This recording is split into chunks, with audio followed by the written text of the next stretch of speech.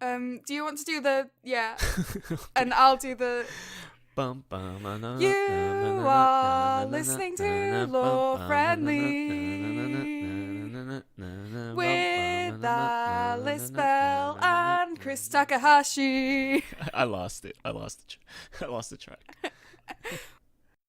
We are very salty. Well, at least I am. I don't think that I can say anymore about how much I love to hate the show. Okay, yeah.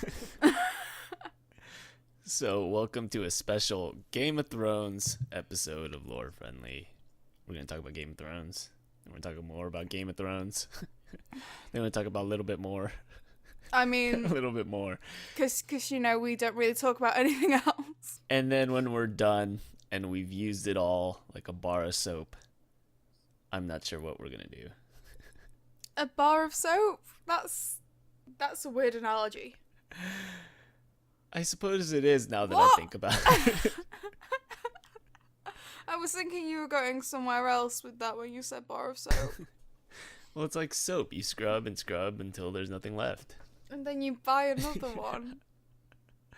Did you run out of soap a couple of years ago, Chris, and you just haven't thought to replace it? You didn't know what to do. You were just like, well, shit. What do I do with my hygiene now? I just decided to never wash myself again, is what happened. That's the end of that story. So, should we start with the meeting at the Dragon Pit? So, there's this game that I found online. It's basically Game of Thrones bingo. Okay. And then I think that the one square that hasn't been crossed off all season is Pod's Magic Dick. Oh. We did it, guys! We did it! We went a full season without it, but it's back! This episode, they talked more about dicks. Than we do. Yeah, than we do. And had dicks as the focus of certain fights and things like that, which we'll talk about more about later. Of the first... Right, so the episode opens, the finale episode for the penultimate season opens with them talking about the fact that eunuchs have nothing to fight for because they don't have cocks. Because that's everything. That's all men think about. Yeah. Nothing else matters. That's literally the driving force of life is having sex with somebody. And Jaime's like not really arguing vociferously against it. He's like, I guess that's what it all comes down to. Everything comes down to cocks. Bronn is like, cock, cock, cock, cock. And Jaime's like, oh, you make a fair point there, Bronn. Emmy Award-winning writing, guys. Yeah. I was on the fence, but you persuaded me to your side. It's all about the poon. And that was about 2-3 minutes of the episode as well. That entire sequence, I checked the time because I was wondering how long the whole opening intro, I mean, just the Dragon Pit stuff as a whole. Yeah. It went on for like 40 minutes. Like, you know how it was a big deal how the episode was 80 minutes? And I thought, oh my God, this is going to be like, there's so much that's going to happen in this episode. Nope, half of it was taking place at the Dragon Pit, and then the other 40 minutes was the rest of the episode. Especially when you can consider how fucked up the timeline's been this season. Like, I've grown accustomed to the breakneck pace of racing around Westeros. Yeah.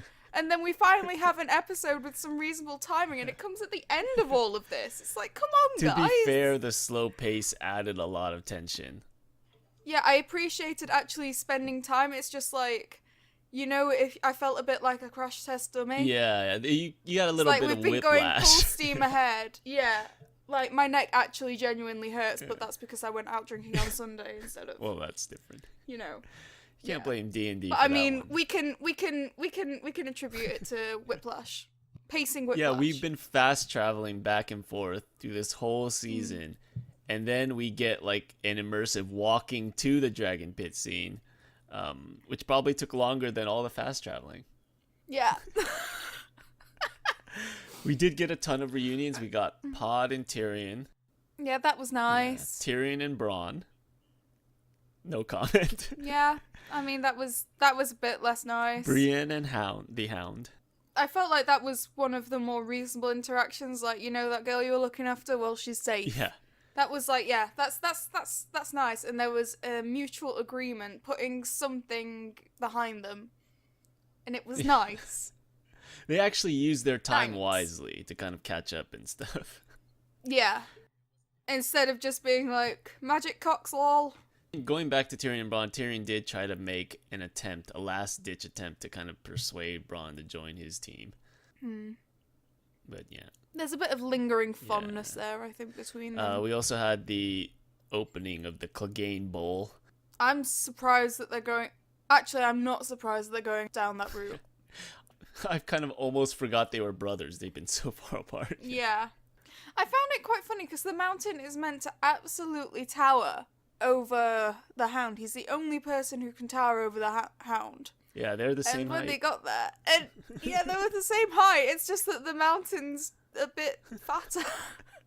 And a bit deader. Or broader. You can't really tell. Yeah, a lot deader. I love how they're just not even keeping it a secret anymore that Queen Cersei engages in necromancy. They should just have like in the mountain grunt like a zombie, like brains. It's like that's a big deal. Like, does no one else notice the dead guy walking around? No, everybody knows that it's Gregor Clegane, and everybody knows that Gregor Clegane is dead. Like, if the sept explosion wasn't enough to, like, turn the small folk against her, then surely dabbling in necromantic arts and flouting it openly, incesting her brother openly. If I were Davos, I'd be like, we're about to fight the army of the dead. Are we sure we know whose side that guy's on? Because yeah. Can we check his pulse? I mean, his skin's blue, but his eyes aren't blue, so, Oh, you were talking about Gregor Clegane? I was talking about Jon Snow. No. Nah, just fucking... I mean, to be fair... he is dead, Who too. knows, yeah. Yeah. We'll get into that in a second. We also had Jaime and Brienne with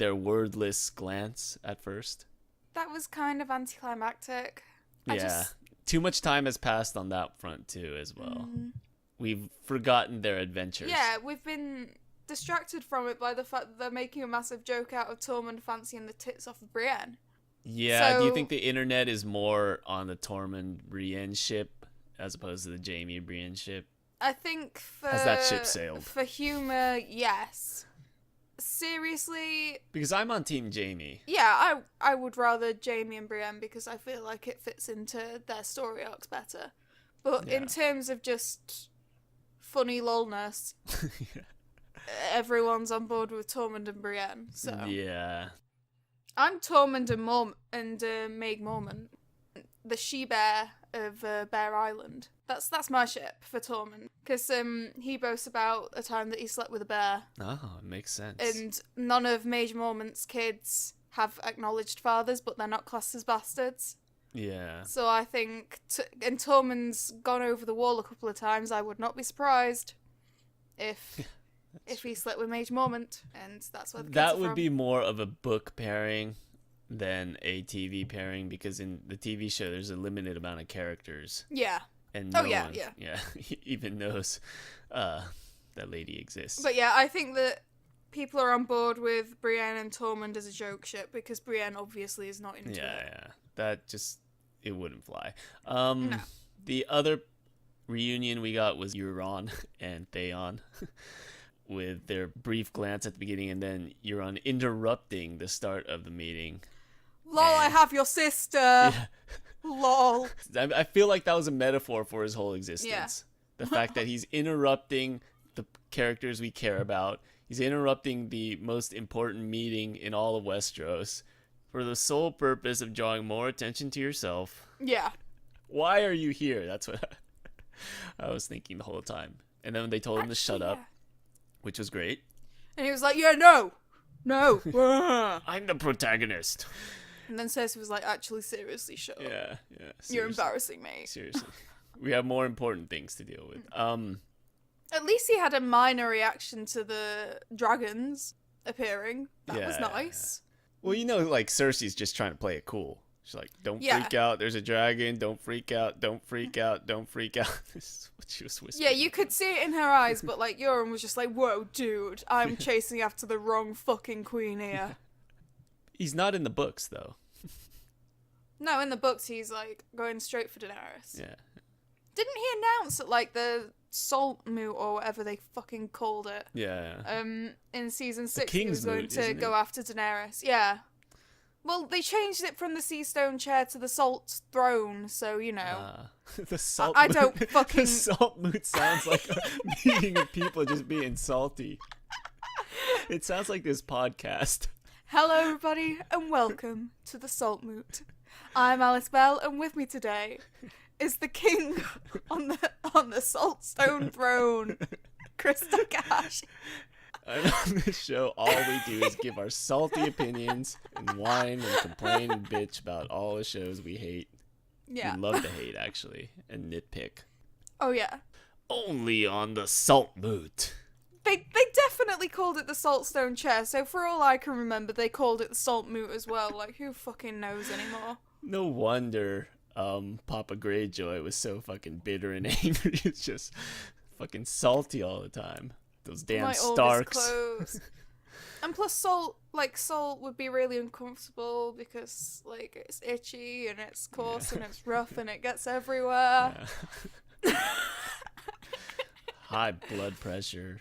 All that shit. Yeah, but then the most important part of the meeting, before we were so rudely interrupted by Euron, is the white. That whole sequence. It was actually kind of funny, the way the Hound, like, brought him out in the box and dropped it, and then he sort of kind of backed away, and then... It was very Walking Dead from when I used to watch Walking Dead. Yeah, it's crazy that the White was able to get that close to Cersei. I mean, if you're the Hound, maybe I feel like that don't- was intentional. Well, yeah, it was very dramatic and, but if you're the Hound, I mean, the only reason he didn't get to Cersei is because the Hound grabbed the chain. And if you're the Hound, maybe you kind of, let your grip loosen Yeah. a little bit. Like, why not? And then, oh, boom, war over, sorted. Yeah. Maybe you don't pull on it with all your strength, because it's Yeah. not like Jaime or Sir Gregor. Like, Or any of the Kingsguard were protecting the queen. yeah, I mean, it got really close, and it was visual stimulation for the audience, obviously. But if we were living in reality, I mean, maybe the Hound just kind of, Yeah. doesn't. You know what? Lena Headey can really fucking act. Oh yeah, Her reaction was fantastic. yeah. It was just like, you could see the crack in like that calm, collected facade, and it was like, oh, she's wasted on this fucking show. She did get a brilliant scene with Tyrion later on. Yes, she did. Yeah. But we will get to that in a moment. But when you compare, like, when she's in the same scene as Daenerys, it just proves, like, difference in acting styles? Skills? Well, even with Peter Dinklage, I think she carried those scenes. Yeah. And it's very difficult to do what she did.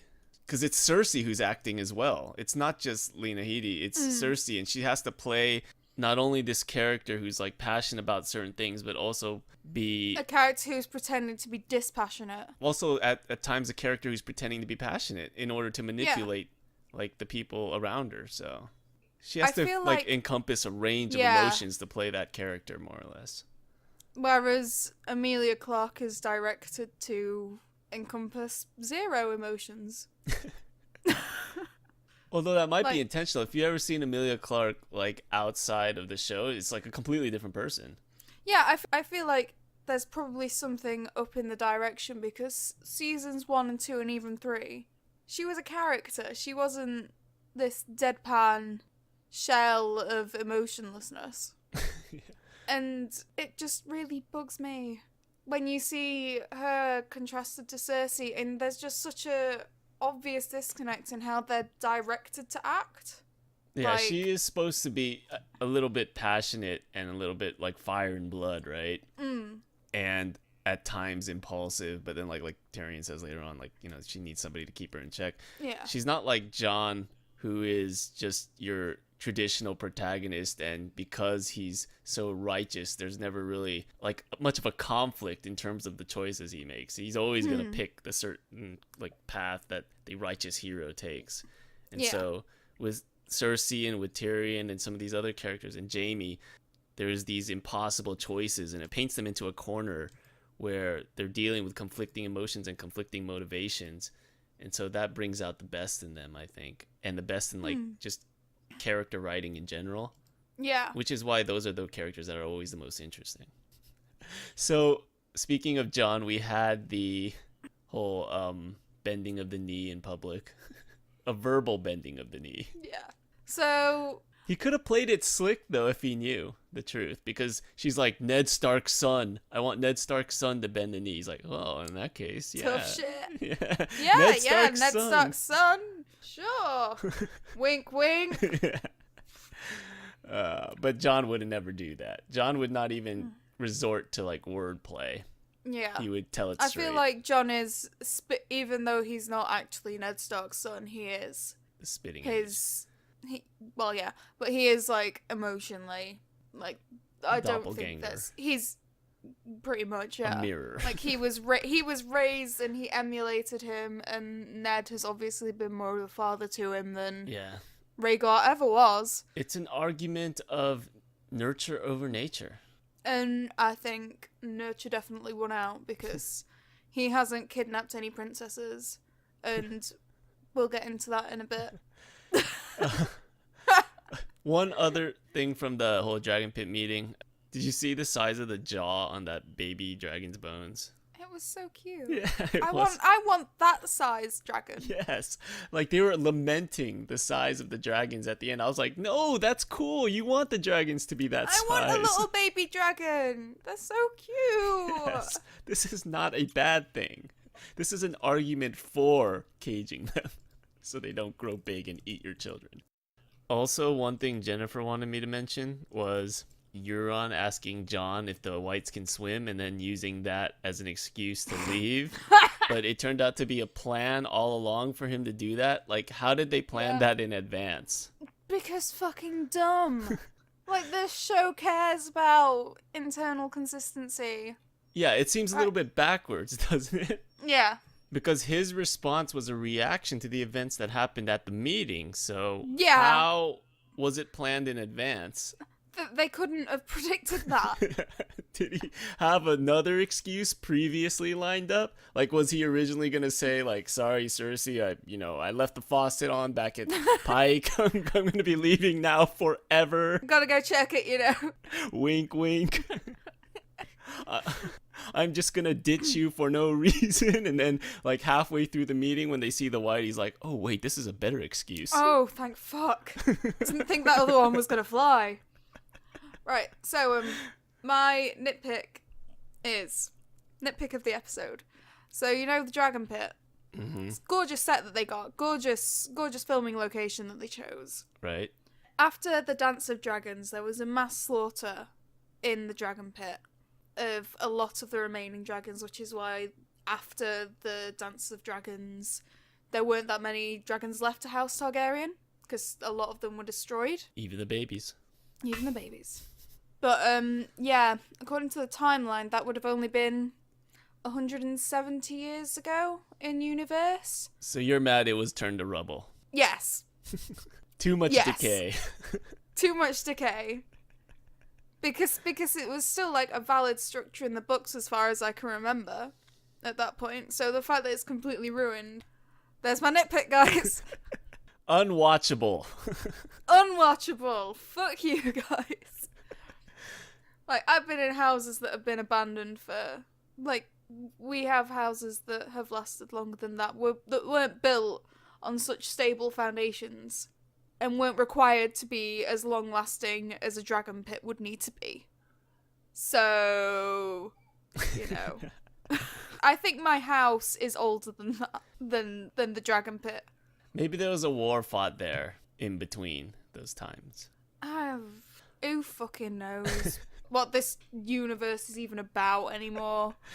But yeah, nitpick. There we go. The one person that does remain consistent, one more shout out, former Maester Qyburn. He got such a boner when he saw it. Fucking hell. He was like, shit, I can't do this with my necromancy. It was love at first sight. The way he stared at that hand. It's like, oh my god, I love you. Yeah. He's like, shit, I need to meet this Night King guy. Like, god damn. We need to share ideas on how to make zombies.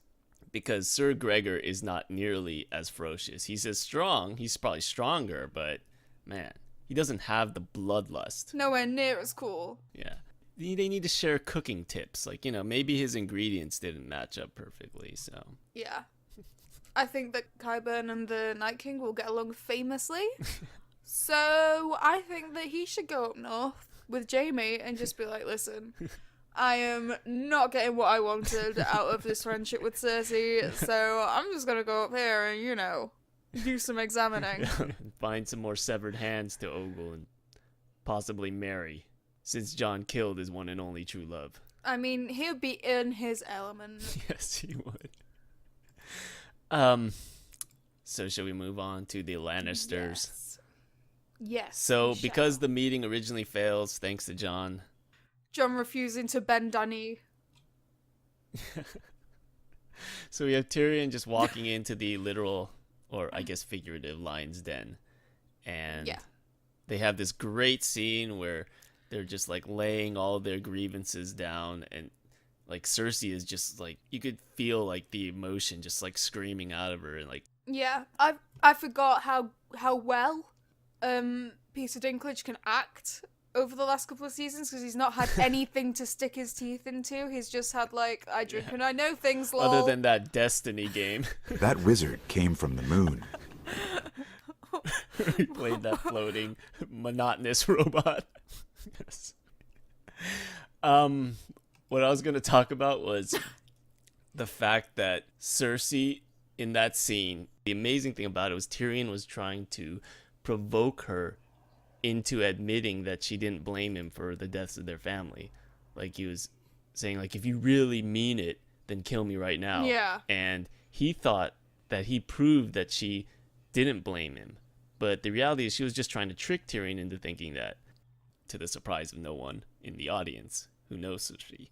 But apparently a surprise to Tyrion and the people who actually live in Westeros. Yeah. But to pull off all those emotions and make it sound believable just goes to show her skill as an actor. I mean, that props to Lena Headey. I hope I said her name right. They are, like, the most talented actors on the cast. Yeah. And to see them actually have a scene that was emotionally charged, it was like, yeah, I can see why these guys have been nominated for Emmys. Yeah. Like, I'll be pissed if they win any Emmys next year, but of course they're going to. Like, I feel like Lena Headey should have gotten an Emmy for, like, an earlier season. They should be nominated. Yeah. They shouldn't win, is what you're saying. Yeah.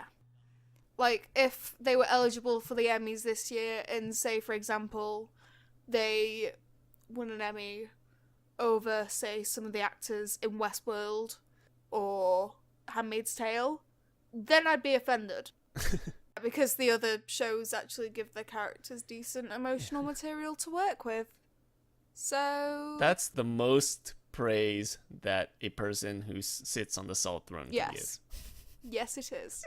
You can't actually give them props. You kind of have to, damn with faint praise, I guess. That's me.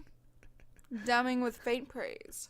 But no, it's actually kind of the opposite of that. You're actually praising I'm praising their performance. Faint damning? I'm... With faint damning?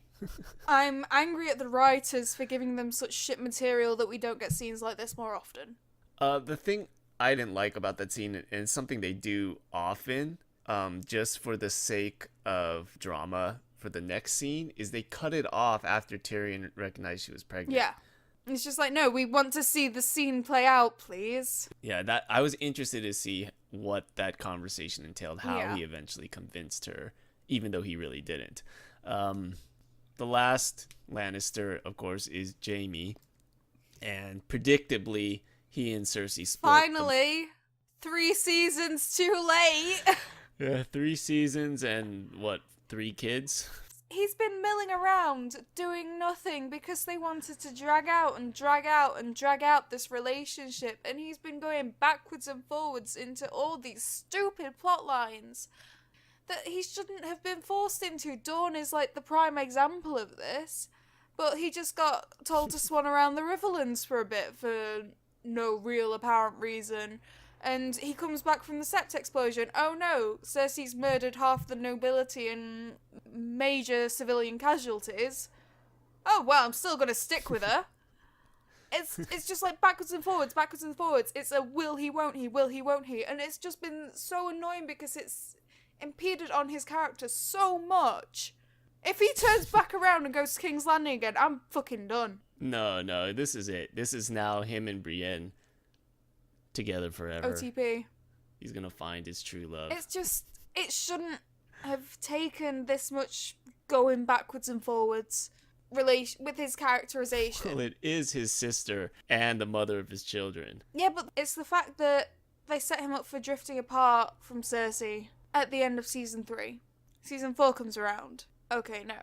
Season 5, that he's beginning to split away, but then he like gets forced into the Dawn plotline. Yeah, but isn't that how married couples work? It's over 2 years before they know it's over, or in this case, 5 seasons.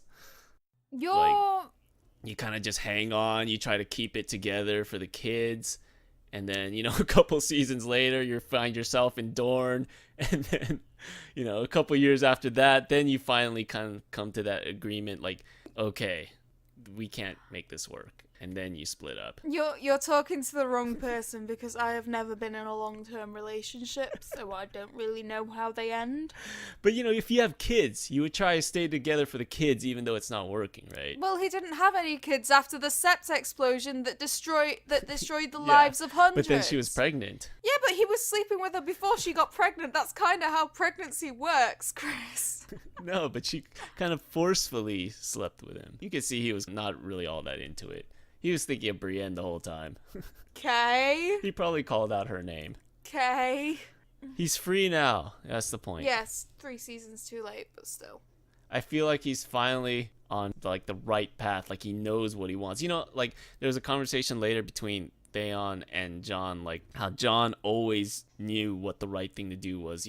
When he was faced with a choice, he always picked the right side. But the thing with Jon, there was never really impossible choices like they were for Theon and it was for Jaime. And I feel like Jaime now, he's found the road he needs to be on to get to the end. Like whether he lives or dies, he at least can be happy with the result. Like whereas before he was kind of just charging into dragons, ready to just kill himself for whatever cause that, he was siding with at the time. Whereas now he kind of believes in this cause and he knows what he's doing. And so I'm kind of happy for him. You know what's going to happen? Next season's going to open and he's going to be riding back into King's Landing like, no, Cersei! No. So that they can... It's not going to happen. Pull the rug out from under us completely, so it's a complete shock when the Valancourt thing turns out to be true. He is at peace. He's on his way. There's no turning back. It's going to be a bit chilly, though. It did start snowing. True. He put a glove on his golden hand, which he doesn't need anymore. He's not a Lannister anymore. He's free. I think he should just replace that thing with a fucking chainsaw or something. A hook. A chainsaw is invented in a Westeros. Hook, or would that be too Euron-y? Yeah. Maybe he's just like, yeah, Cersei's into Euron now. Best get a hook. Be a pirate. Yar, I guess. At least a knife or something. Yeah. Like a dragon glass knife. That's what I would be yes. Thinking. I am down for that. In fact, I would just be covered in dragon glass. Just like spiky dragon glass armor. Just like, yeah, bitches! Try and hurt me now! So I mentioned the whole Theon-Jon conversation. We had that amazing scene where Theon and dude whose name I don't even know get in a fight. And he just keeps kneeing him right in the dick. But it turns out Theon doesn't have a dick. And in the land of dick kicks, the dickless man is king. I mean, is that like a commentary on how the toxically masculine culture is being overcome by the lack of dicks? Maybe. Like, what? it was kind of, it was just baffling. It was very Three Stooges-esque. Yeah. And I don't think, I don't know what they were trying to achieve with that. It was kind of like that one scene in The Simpsons where Homer is a boxer and he just doesn't react, and then they get tired out, and then he's just like, yeah. Yeah. It was exactly like that. I'm so proud of you for making a Simpsons reference. I mean, I'm not completely up to date with my pop culture, but you gotta make do with what you can. But it was just such a weird way. Yeah, it was for weird. him to... It was a weird way to inspire the troops. Yeah. Like, yeah, you outlasted him because you have no cock. Woo! Yeah. Let's Like, go if it had just been Yara. from his tenacity, I feel like that would have spoken more than lol cock blocked. Yeah, that's how I thought the scene was going to play out. I thought he was going to keep getting up, he's going to keep getting up, and then eventually the guy whose name I do not know was just going to say... Just be like, no, I can't do this. He was just going to say, then fuck you then, I'm leaving. And then he starts to walk toward the shore, and then all his friends just stand there and stand with Theon. Yeah, which I feel would have been much more powerful than the kind of like cheap, jokey... Yeah, the dick kick thing. It was kind of like when in Dawn, Jaime stopped a sword with his golden hand. Yeah. You know? Mutilation makes you a better fighter, is the takeaway. No wonder the Unsullied are so powerful. Exactly. Maybe this is the question that this season has been trying to answer all along. Does a cock make you a better fighter or not? They removed their Achilles heel. They introduced the theme at the start of the episode. They continued it on across different plot lines. This is the closest they've had to a theme in years. Yeah, that's why I was really disappointed, because sometimes, you see something happening and you think it's going to play out a certain way, and then it goes completely the opposite, and just like, the fact that they had to reinforce Theon's manliness through violence instead of the fact that he persevered and stood up and kept standing up, that would have, to me, would have been more powerful scene.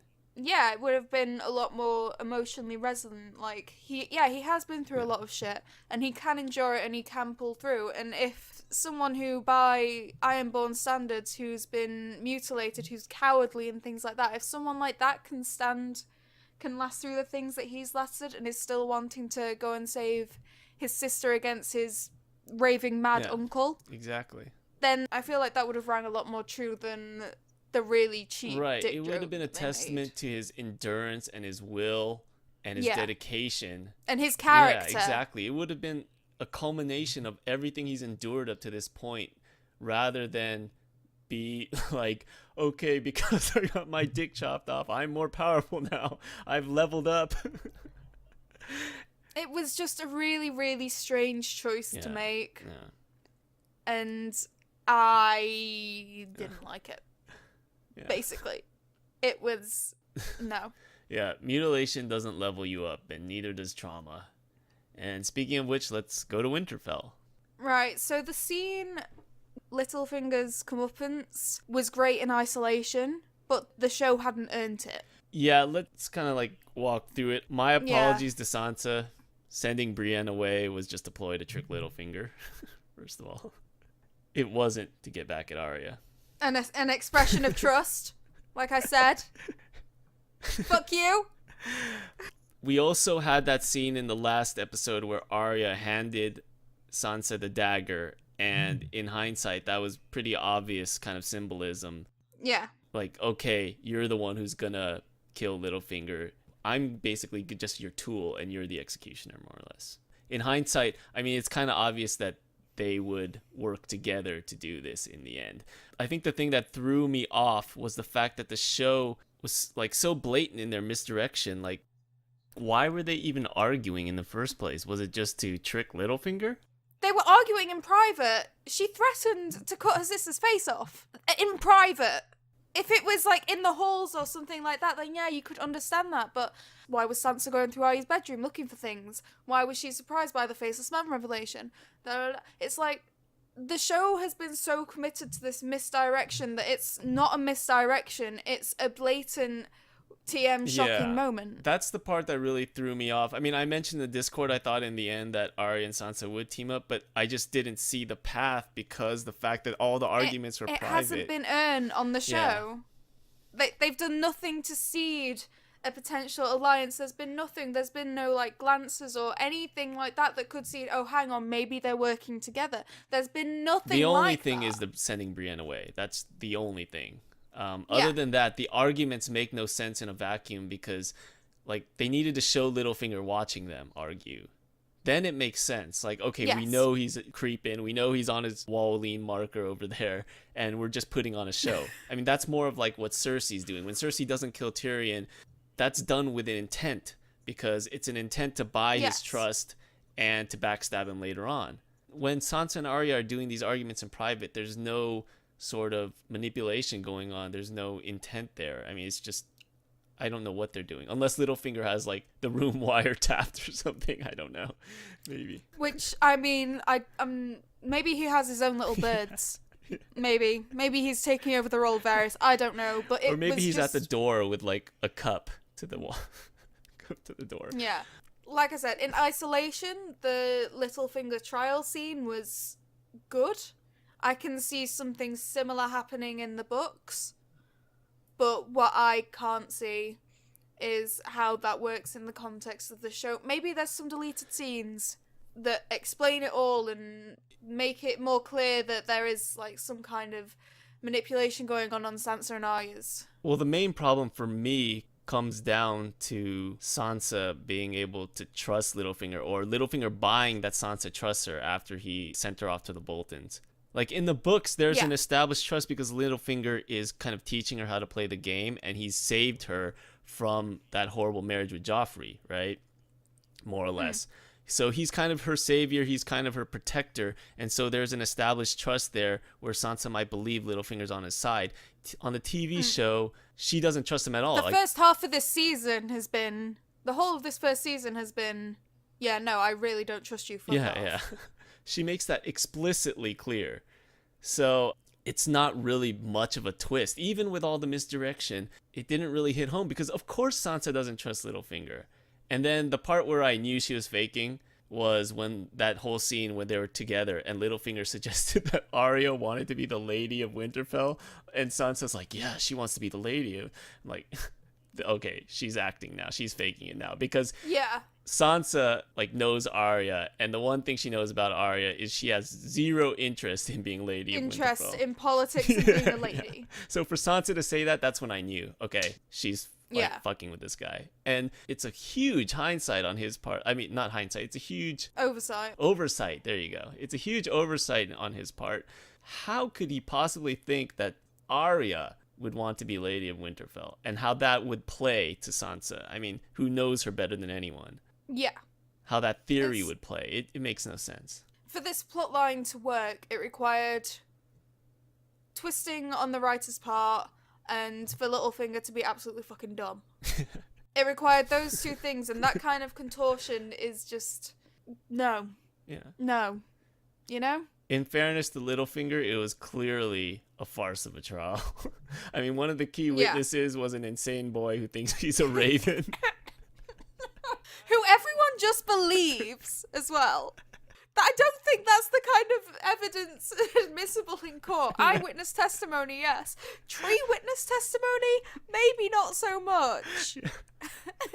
I would have loved to cross-examine Bran if I was Littlefinger's lawyer. I mean, so you say my client put a knife to Ned Stark's neck. How do you know this? Yeah, clearly, Bran's testimony has to be thrown out. What kind of court is this? The kind of court where you can just execute somebody, like, straight away without any consensus from the jury. So you say you have these magic visions and you saw me in the past, but we're in the present now? Yeah, no further questions, Your Honor. The defense rests. And still, what the fuck's looking after Robert Arryn? I don't know. Who's looking after Robin? Who's in charge in the Vale anymore? What the fuck's going on? Who knows how many people he's been throwing through the moon door with no one there to watch over him. But yeah, the TV show only cares about the central characters. Yeah. And Lady Mormont. And not Ghost. We've got a full season without Ghost, guys. It's not like the direwolves are thematically important. In the end, though, it was pretty satisfying to watch him die. Yes. The dagger found its home. And I think we were both right about who's going to kill Littlefinger. I think we can call it a 50-50 split. We're both wrong. I said Sansa, you said Arya. They did it together. We were pretty dumb for not seeing that they would do it together. I mean, that was kind of just like the obvious hit you on the head thing. In fairness, I did say that on the Discord, but yeah, it did go. It did go against the he who passes the sentence should swing the sword. Yeah. I feel like because Sansa passed the sentence, she should have stabbed him. But yeah. What can you do? I'm just glad that they finally decided to get rid of Littlefinger because he has done fuck all this season other than stand in his little spot. It's funny, after he died, they just stood there for like 20 seconds and watched him bleed out. That's the thing. What happens to an NPC's marker if an NPC gets killed? Does the marker get erased or? The marker stays, but the system erases the bodies later on. It like automatically cleans up the dead bodies. Okay. So I guess that's why they didn't clean it up, because they figured, let the system take care of it. So you know who the real tragedy of this storyline is? Littlefinger's wall marker. Oh, it lost its owner. What's it gonna do? Who's gonna lean on that wall and brood and plot? Lean on me. When you're not strong, I'll be your friend. I'll let you bleed out on the floor. They should have had him bleeding out as the credits. Just him on the floor, nobody cleaning it up. Completely empty throne room. Yeah. What are they going to do with his remains? I don't know. Like I said, the Gamebryo engine cleans it up. It's magic. We don't talk about it. Moving on. Yes. To Jon and Dany. Boat sex. I'm on a boat, motherfuckers on a boat. I'm on a boat, and he fuckers on a boat. And meanwhile, Jorah's in the next room composing the greatest love poem ever written. It's all gone to waste. I also like how before they showed the love scene, we had that scene with Samwell and Bran where they explicitly mention, like, okay, these two are related. It would be really bad if they fucked. Oh, too late. They're fucking. Bran was nicer to Sam than he has been with his sisters all season. And why was he explaining it to Sam and not, his relatives? Because Samwell had the key missing information. It was all the plot coming together. But he wasn't paying attention. It was Gilly. Gilly is the hero of this plot line. Gilly was the one who found it. He wasn't paying fucking attention. Did he just read through some of the books whilst he was on his way up from Old Town? Gilly's the real fucking hero. Yeah, they should have had both of them walk in, right? Like, why wouldn't Gilly be the one who explained it? She's the one who actually read the damn thing. Yeah, they could have given us something to do. Samuel quit the book after chapter 1 where it was talking about all the poop. Quitter. The bowel movement chapter. You never got to the marriage part. So, while they're having sex, Bran mentions that the kid's name is Aegon Targaryen. Jon's name is Aegon Targaryen. Okay, so I know that I've been salty about a lot of things this season. Yes. But this fucking takes the cake! He's already got a kid called Aegon! What's he calling it? Aegon Point 2? He has a kid called Aegon already! The kid has been referenced in the show multiple fucking times! Imagine a scene between Lyanna and Aegon where they're trying to figure out what the name of the kid's gonna be. He's like, what do you think would be a good name? He's like, I don't know. It's like, Aegon. Don't you already have a kid called Aegon? I'm not a very creative man, okay? Mate, why couldn't they have just gone for Aemon or something? Just something different from Aegon. It's so they have fucked over Elia Martell, bless her cotton socks, all season by annulling her marriage, which makes it so that the marriage never existed in the first place, which therefore makes his 2 kids with Elia bastards. Yeah. So that he could marry Lyanna, so that Aegon Targaryen is a legitimate prince at the expense of his other 2 kids. Like, what the fuck? Yeah. What the actual fuck? Nothing has pissed me off more this season. Imagine like how awkward that would be at like a Thanksgiving dinner or something. A toast to my favorite son, Aegon. Which one? No, not you, boy. I mean the other Aegon, the one whose mother I actually like. There's so many Targaryen names they could have chose from. If they'd chosen Aemon, then that could have been a callback to Aemon Targaryen, the maester at the wall. Maester, right? Yeah. They could have been a callback to Maester Aemon, and that would have been nice, that would have been pleasant. It's got far-reaching implications within the lore, because it relates to figures like Aemon the Dragon Knight and things like that, people who never got to be king. And plus, Aemon the First would have sounded much cooler than Aegon the Sixth. Right. You say they, though. This could be a GRM thing. I mean, it's so big that there's no way that it can't be his idea. It's not a D&D idea. It's totally a D&D idea. There is no way. It is totally a D&D idea. He is the main character of the entire series. Well, maybe not the main character. I think Tyrion is, and then Dany second. But he is, from the start of the show, he was designed to be the main character. There's no way that there is going to be two separate names. It's more than likely that Jon didn't have a Targaryen name, because Rhaegar okay, rode off to war. that is a possibility. Okay, that is a possibility. Because Rhaegar rode off to war, like pretty much as soon as Lyanna must have gotten pregnant. They wouldn't have had time to discuss. Right. That is an explanation that fits. But there is no way that they would have chosen a name separate from George. There's just no way. They wouldn't do that to their own show. It makes no sense. They wouldn't delegitimize their show like that. Yara. That's different. She is not the central main character of the entire show, and her name is not some big spoiler. Like, this is so important that there is no way that they could kind of delegitimize the show like that, unless Jon Snow's real name is Jon Targaryen. That's the only way. I'm sorry, there is no way on earth that George R. R. Martin will have given Jon's Targaryen name to be Aegon. There is no fucking way. We shall see. I will place 20 quid on it. I am right here, right now. I will make a bet with you. There is no way on earth Okay, fine. that Jon's name is it's a Aegon. Bet. It doesn't matter because Samwell Tarly is the one who's going to kill the White Walkers. He's the prince that was promised. He's just going to throw up over everyone. Yeah. Like how I felt watching that scene.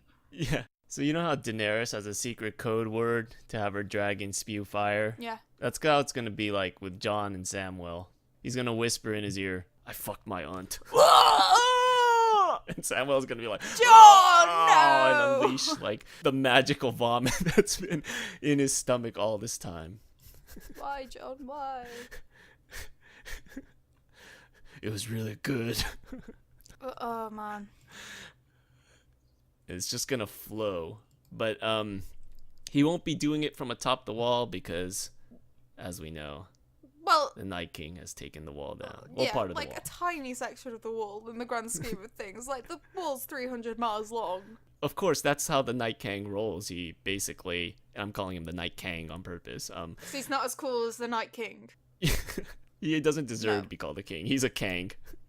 He lets the important characters live and only blows out a small section of the wall to ensure their safety.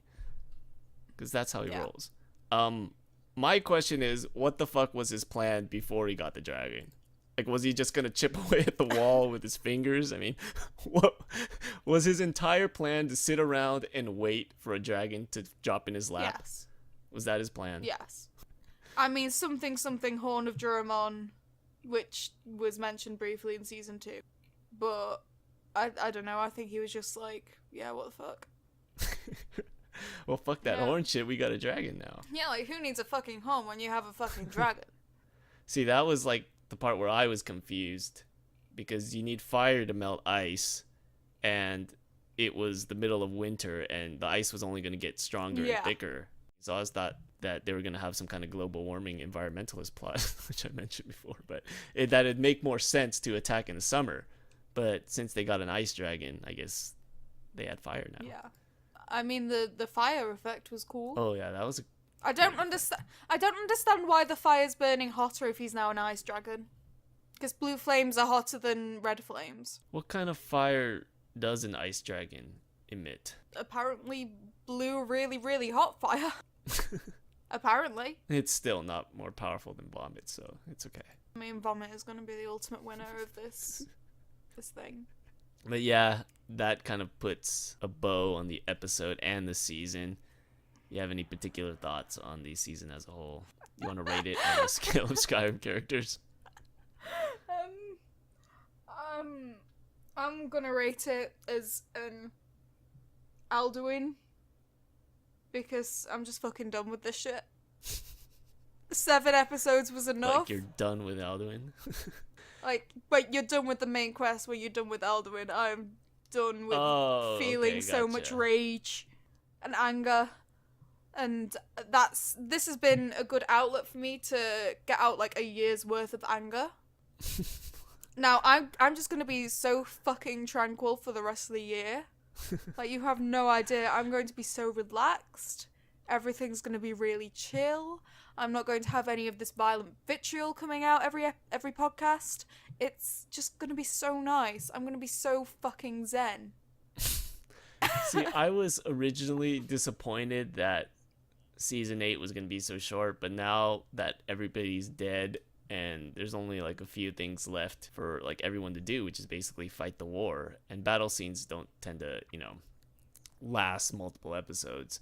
So, I mean, how many episodes is season 8? 6 episodes? I don't care. It's relatively short, so we're pretty much almost at the end. We're at like death's door here for Game of Thrones. I'm gonna give it a season unending peace council. Oh yeah. Because that was a peace council. I mean, that's basically what this episode was. 40 minutes of it. An entire normal episode of Game of Thrones. And the season in general was about a bunch of people meeting up who we haven't seen together and fast traveling. for some time. Yeah, and fast traveling. So, yeah, I mean, I still enjoy the show. I'm going to be sad to see it go. It's fun to nitpick, but I still love it. I'm going to be sad to see it go just because I was so invested in the first couple of seasons, and it did introduce me to what is now one of my favorite book series of all time. It's going to be great when they start season 8 at Winterfell the way they started season 1. Only a lot more somber. There was a celebration at that time, right?